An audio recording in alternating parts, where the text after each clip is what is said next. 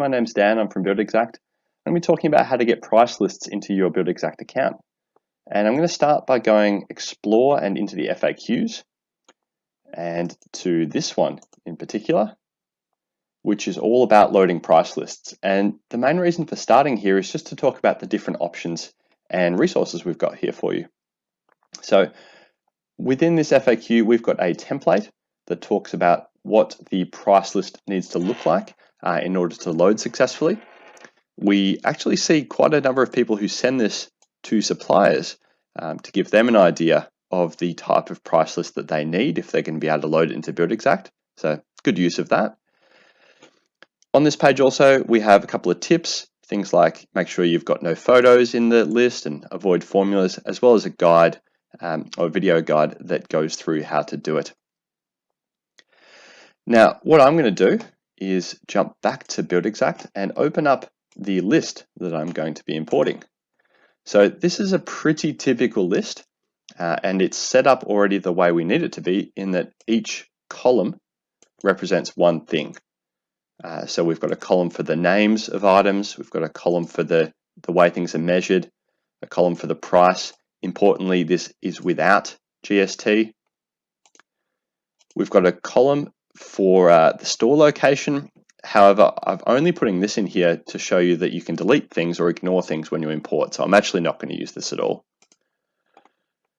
And we've got a column for the categories.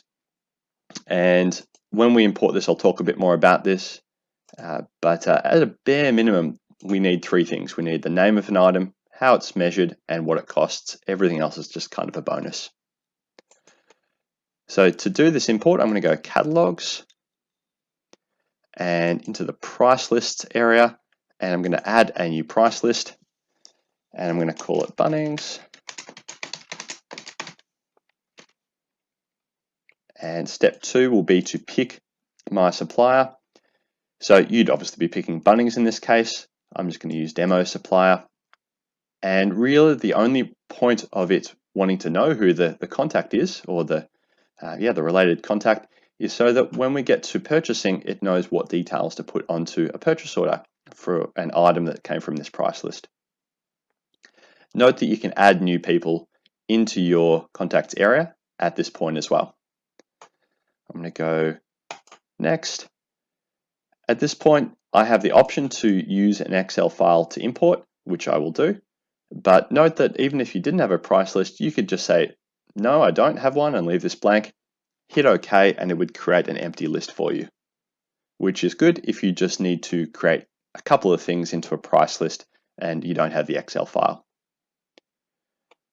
I will go yes, import, and OK, and it takes me through some more steps.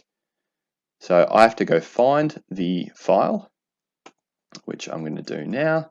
It's within my folder, Buildxact folder, and price lists.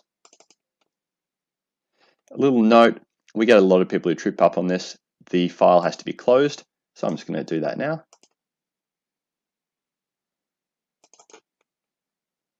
And it pushes you through to the next step, which this is actually the one we get most questions on. This is kind of the matching step.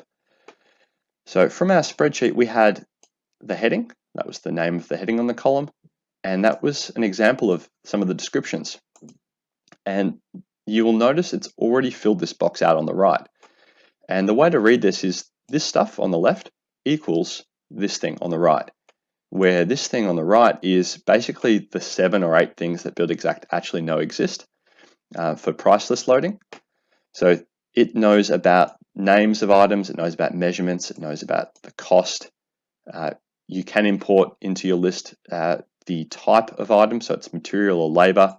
We can import categories, subcategories, and item codes, which I don't have in this particular list, but that's really fantastic as far as making sure you are always talking about the right item to a supplier. So description and examples of description equal the description, unit of measure, and each sheet and box equals our unit of measure.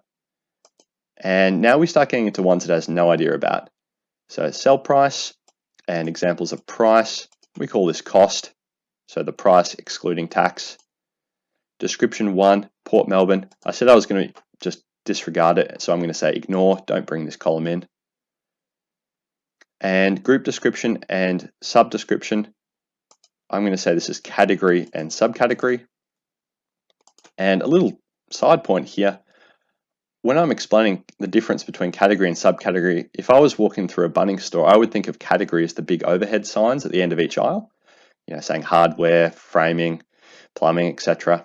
Whereas subcategory is the little signs as you go down an aisle that might say stainless screws, timber screws, galv screws, etc. I'm going to say next once I'm happy with all that, and it'll give me a preview. If this is all zeros or looks completely like rubbish, then it's probably not right, and you'll need to go back and have another go at it. But if it looks perfect, where the items are in the right columns, and it looks like the Excel document, then we can go import, and in it goes. It will have dropped it into here. And if it doesn't automatically categorize it, a little handy thing is go to this cog, hit categorize, and there are all your categories and subcategories. Great, so that's how to import a list into Buildxact. Thanks very much.